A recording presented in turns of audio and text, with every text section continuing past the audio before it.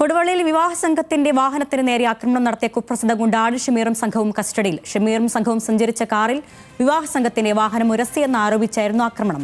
ബസിന്റെ ചില്ല് അടിച്ചു തകർത്ത അക്രമി സംഘം വാഹനത്തിന് നേരെ പടക്കമെറിയുകയും ചെയ്തു. ആക്രമണത്തിന് ശേഷം കടന്നുകളയാൻ ശ്രമിച്ച പ്രതികളെ മടവൂർ മുക്കിൽ കാർ തടഞ്ഞ ബലപ്രയോഗത്തിലൂടെയാണ് പോലീസ് കീഴടക്കിയത്. ആദ്യം ആ ദൃശ്യങ്ങൾ കാണാം.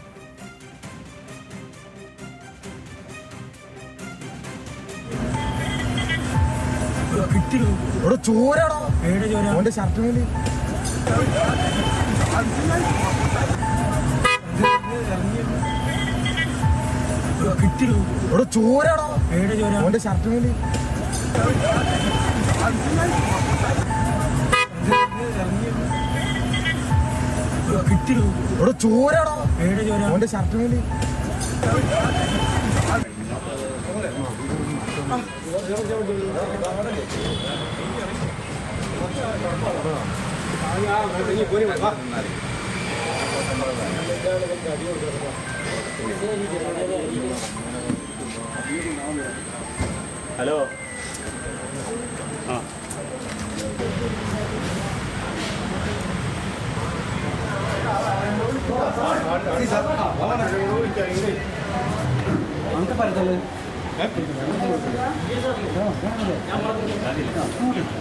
ഹലോ ഓരോരുത്തരെ കാണിച്ചിട്ട്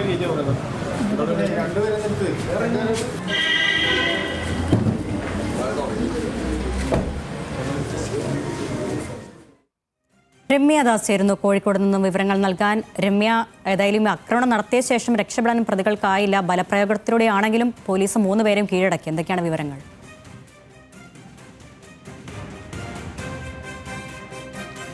തീർച്ചയായും ആരുണ്യ, ഈ കേസുമായി ബന്ധപ്പെട്ട് 3 പേരാണ് ഇപ്പോൾ പോലീസിന്റെ കസ്റ്റഡിയിലായിരിക്കുന്നത്. ഈ ആക്രമണം നടത്തിയ ശേഷം രക്ഷപ്പെടാൻ ശ്രമിച്ച പ്രതികളെ വളരെ വിദഗ്ധമായാണ് പോലീസ് പിടികൂടിയത്. ഈ ഒരു പിടികൂടലിന് ഇപ്പോൾ 3 പോലീസുകാർക്കും പരിക്കേറ്റിട്ടുണ്ട്. നിലവിൽ പിടിയിലായിട്ടുള്ളത് ഈ ആട് ഷമീർ, അതുപോലെ തന്നെ അസീസ്, അജ്മൽ എന്നിവരെയാണ്. ഈ 3 പേരും ഗുണ്ടാ സംഘങ്ങളാണ്. ഈ ആട് ഷമീറുമായി ബന്ധപ്പെട്ട് നിരവധി കേസുകളിലെല്ലാം പ്രതിയാണ്. അതായത് ഒരു സലീം വധക്കേസ്, അതുപോലെ തന്നെ കൊടുവള്ളിയിലെ ഒരു വ്യാപാരിയെ തട്ടിക്കൊണ്ടുപോകാൻ ശ്രമിച്ച കേസിലെല്ലാം ഈ പ്രതിയാണ് ഈ ആട് ഷമീർ.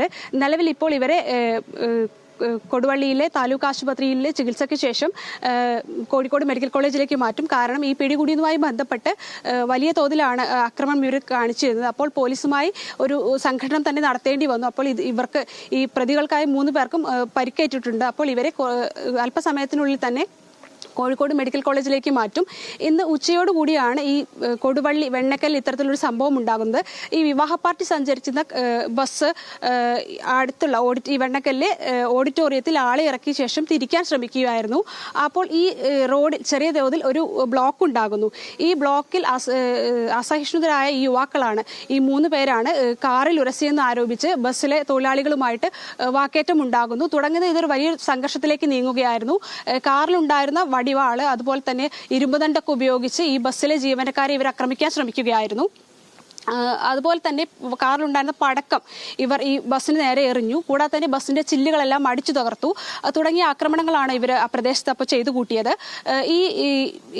ഈ സംഘർഷം നടക്കുന്ന സ്ഥലത്ത് തൊട്ടടുത്താണ് ഒരു പെട്രോൾ പമ്പ് ഉണ്ടായിരുന്നത്.